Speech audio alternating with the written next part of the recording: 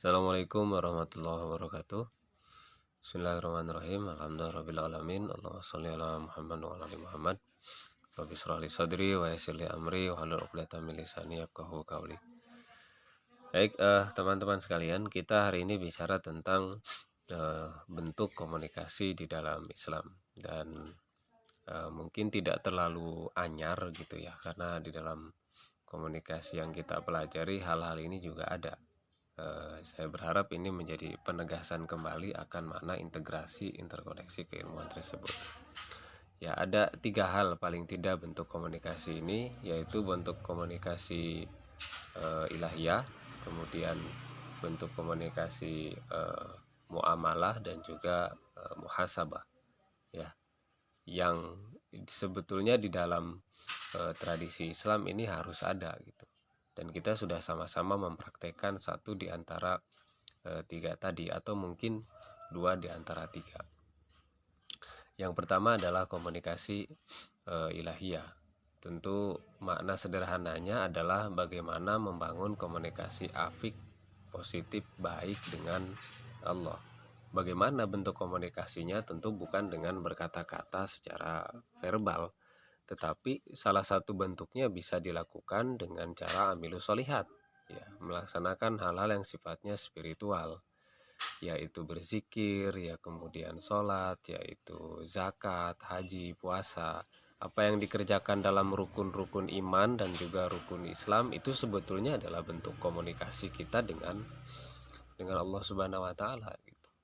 Ya, bahwa di dalam kehidupan kita ini, dalam konsepsi Al-Quran, komunikasi ilahiyah ini harus didahulukan. Ya. Di dalam surat Qasas ayat 77 Allah menerangkan hal demikian, bahwa mestinya yang kita cari itu adalah fadilah dari Allah dulu, ya, kehidupan akhirat dulu, tetapi kemudian jangan lupa bahwa kita hidup di dunia.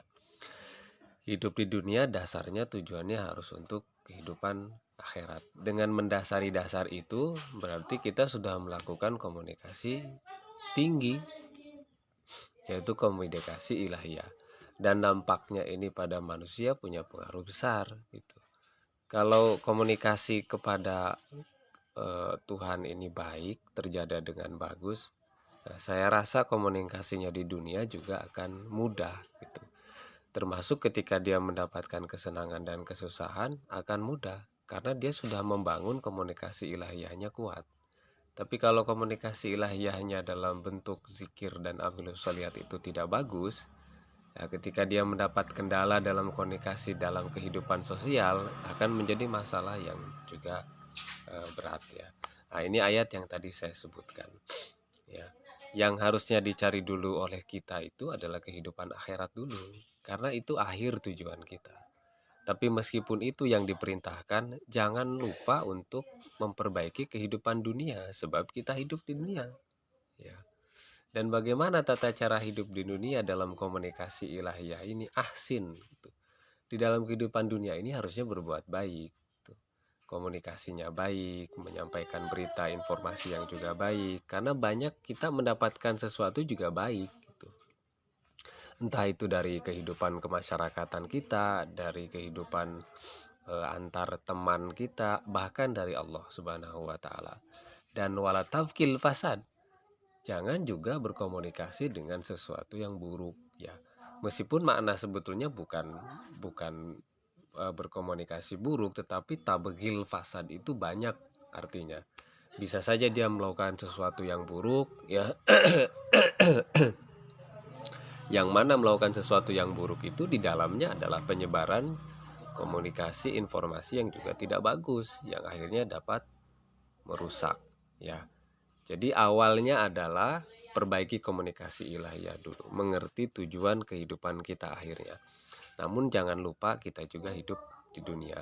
Apa yang dilakukan di dunia, kalau konsep ilahiyahnya bagus, konsep komunikasi ilahiyahnya nyampe, tujuannya itu akan dia benahi gitu.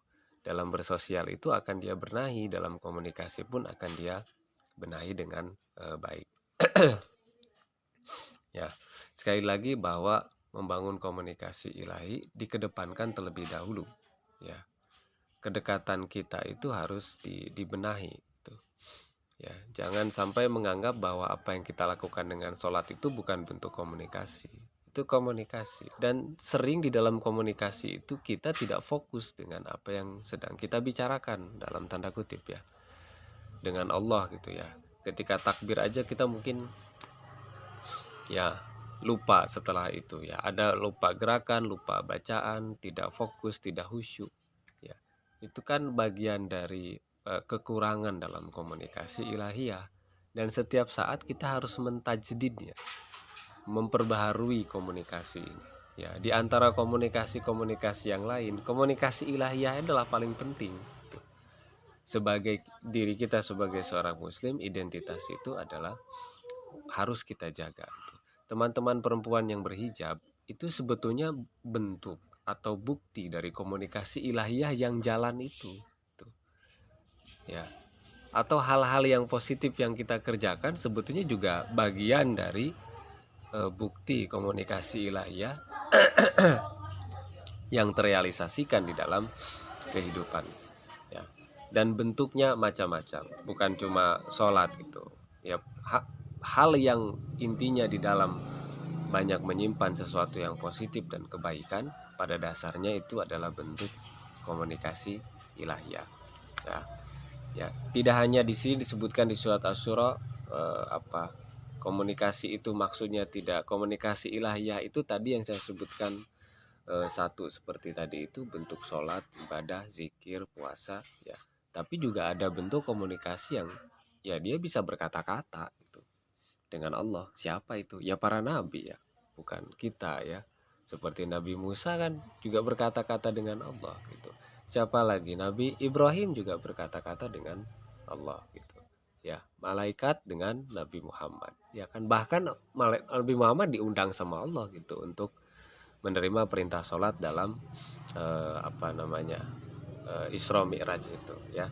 Jadi komunikasi ilahiyah macamnya bisa dia langsung ngomong, Allah langsung ngomong dengan makhluknya, atau bisa bentuk kita beribadah kepadanya ya, atau bisa berbentuk kebaikan yang kita lakukan di dalam kehidupan. Ini semua termasuk dalam komunikasi ilahiyah. Kemudian yang kedua adalah muhasabah. Muhasabah itu terambil dari kata hasabah, artinya menghitung ya. Ini berbicara kepada diri sendiri tuh. Ya, bukan berbicara dalam artian kita berhayal ya, tidak, tetapi merenung apa yang sudah dikerjakan. Dan di dalam Islam, muhasabah itu perlu ada. Komunikasi intrapesona itu perlu dilakukan oleh setiap orang untuk mengevaluasi dirinya. Apa yang sudah dikerjakan, apa yang akan dilakukan, apa yang sudah dilakukan yang salah, bagaimana mengevaluasinya. Jadi kita diminta untuk menghitung aib sendiri sebelum kita bicara aib orang lain. Untuk apa tujuan itu? Agar kita senantiasa memperbaiki diri. Ya, kita pernah melakukan komunikasi ini. Saya kira teman-teman harus melakukan komunikasi itu. Harus menyempatkan waktu untuk bicara pada diri sendiri. Saya ini sudah ngapain? Ya, sudah melakukan apa? Berapa banyak orang yang saya sakiti? Saya sudah minta maaf belum? Itu hal penting, sederhana. Tetapi buat kita sebagai seorang manusia, sebagai seorang muslim, karakter ini kalau dibiasakan akan membangun kepribadian yang lebih matang itu pada diri sendiri. Karena kan secara tidak langsung dia berani mengakui kekurangannya. Nah, dalam istilah lain bahwa komunikasi intrapersonal atau muhasabah ini sebetulnya bagian dari diri kita agar dapat menyelesaikan persoalan. Jadi sebelum kita menyelesaikan problem itu tidak lantas kita harus datang ke orang pintar dulu gitu ya. Tetapi kita sendiri bisa untuk bertanya kepada diri sendiri akan sumber masalahnya apa dan bagaimana menyelesaikannya. Ini dalam istilahnya Sokrates itu namanya tawalud wa tahakkum. Pikiran kita sendiri yang menghasilkan masalah, memberikan solusinya ya. Jadi kita sendiri pun bisa menghasilkan itu. Itu yang kedua yang menjadi fungsi dari muhasabah ini, selain mengakui apa yang kurang dari diri sendiri dan kemudian nanti memperbaikinya. Selain itu juga bisa untuk digunakan dalam menyelesaikan problem dan permasalahan. yaitu bertanya kepada diri kita sendiri. Kata Ibnul Qayyim, komunikasi ini dimulai dengan khawatir dan afkar. Sebetulnya sama seperti Socrates tadi, itu tawalud dan tahakum. Ya, yaitu bentuk mengumpulkan informasi dulu ya. Apa yang menjadi problem, ada apa yang jadi masalah, kemudian memberikan makna dari apa yang dikumpulkan tadi itu. Ya. Dan kemudian terakhir memberikan tawasul, persepsi. Ya, masalah kita punya, ya kita kemudian mengumpulkan problem-problem itu, memberikan solusi atasnya, dan kemudian menggambarkannya di dalam diri kita sendiri, dan kemudian itu diaplikasikan dalam kehidupan. Ya kan ada juga beberapa persoalan yang kita tidak perlu dan tidak membutuhkan pertolongan orang lain juga gitu. Kita bisa menyelesaikannya sendiri. Dengan caranya bagaimana? Komunikasi pada diri sendiri dengan cara muhasabah. Ya, terlebih dari itu hubungannya dengan muhasabah ilahiyah, hubungannya dengan komunikasi ilahiyah, komunikasi pada diri sendiri, muhasabah ini perlu untuk membangun kesadaran diri, kedekatan kepada pencipta. Ya. Nanti ini kalau ini kuat, matang, ini sangat membantu dalam aplikasi kita berkehidupan sosial, bermasyarakat. Jadi dipengaruhi oleh pikiran-pikiran sendiri dulu, dipengaruhi oleh kedekatan kepada pencipta dulu, sehingga menghasilkan sesuatu yang insya Allah positif ya. Nah, di dalam surat Al-Hasyr Allah berfirman, ya ayyuhallazina amanu taqullaha wal tanzur nafsum ma qaddamat liqad wattaqullaha innallaha khabirum bima ta'malun. Yang mana memerintahkan untuk kita bertakwa kepada Allah dan memperhatikan apa yang diperbuatnya untuk hari esok. Ini pentingnya muhasabah. Ya. Kita boleh melakukan apapun di dunia ini selama hal itu memang bermanfaat. Tetapi kadang kan ada yang kita kerjakan, kita nggak sadar ini punya nilai nggak sih. Maka untuk membangun hal seperti itu, perlulah kita untuk menyempatkan diri berkomunikasi pada diri sendiri. Ya. Karena buat kita sebagai muslim, sekali lagi ya, itu penting untuk kehidupan kita ke depan. Umar bin Khattab mengatakan, hisab diri kita sebelum kita dihisab. Ya, kalau udah begitu ya udah susah. Tapi kalau kita sendiri yang menghisabnya, yang menghitungnya, apa yang kurang nih dari diri kita, nah kita bisa langsung memperbaiki. Memperbaiki itu bisa dengan meminta maaf kepada orang, memperbaiki bisa dengan istighfar kepada Allah, memperbaiki bisa melakukan sesuatu yang lebih baik daripada yang sebelumnya. Nah, itulah pentingnya kita bermuhasabah. Gitu. Pentingnya kita berkomunikasi kepada diri sendiri. Gitu. Tidak hanya memperhatikan komunikasi kita kepada orang, ya. Kita pun sebagai makhluk, ya, kedirian kita, keegoan kita ini perlu diperhatikan. Salah satu memperhatikannya itu adalah banyaklah berkomunikasi dengan diri sendiri, ya.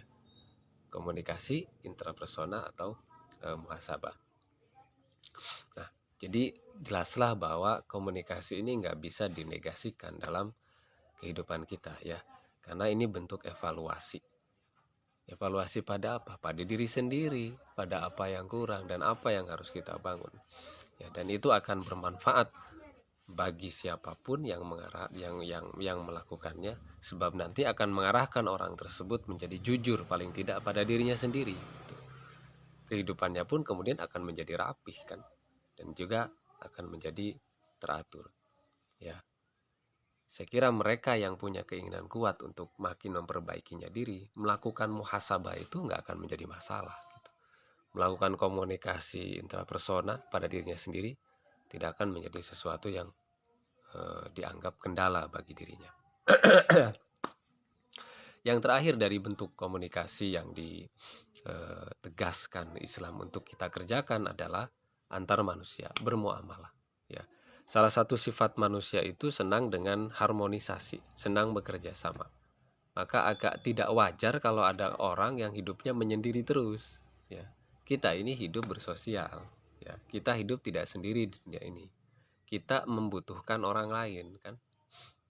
Maka di surat Al-Alaq kita disebutkan di ayat kedua itu, khalaqal insana min alaq. Alaq itu sesuatu yang menempel, sesuatu yang menggantung di dalam rahim. Kenapa disebut menempel dan menggantung? Karena hakikat kehidupan kita itu selalu butuh orang. Tuh. Siapa yang tidak butuh siapa? Siapa yang tidak butuh apa? Ya kita membutuhkan semua. Ya, ya kan? Tidak mungkin kita bisa sendiri. Tetap kita butuh. Jikapun tidak ada orang bersama kita, ya tetap butuh makan kita itu. Tetap butuh minum. Karena itu hakikat kita sejak awal memang diciptakannya tergantung membutuhkan sesuatu. Ya. Dan salah satu yang membuat kita dalam diri kita ini memiliki ketergantungan itu bentuknya adalah berkomunikasi sosial. Harus berada dengan orang lain. Nah, problem yang paling mungkin banyak terjadi ketika kita mau berkomunikasi dan bermuamalah dengan orang, dan orang itu syatta, macam-macam bentuknya, maka gesekan bisa terjadi kepada kita. Jadi hal wajar kalau dalam kehidupan sosial Anda sering mendapatkan ketidakcocokan.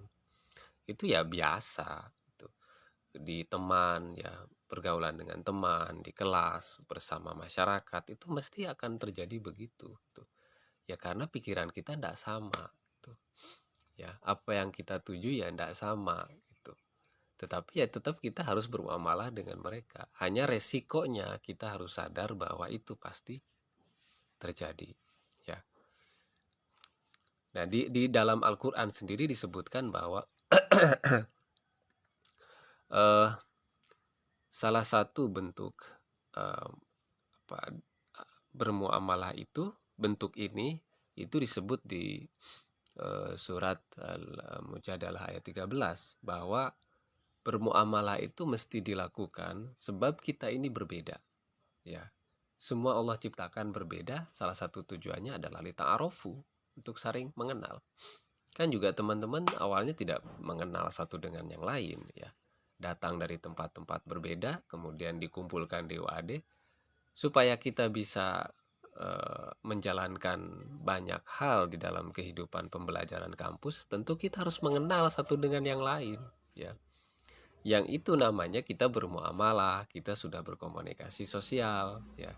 Kita tidak hidup sendiri ya, nggak saya kira nggak bisa kalau Anda hanya sendiri, tentu butuh bantuan yang lain ya. Dan ini di dalam agama kita jelas disebutnya hablum minan nas. Bukan cuma kita disuruh memperhatikan hubungan kita dengan Allah, ya perhatikan juga hubungan dengan manusia. Seimbangnya tadi surat Al-Qasas ayat 77.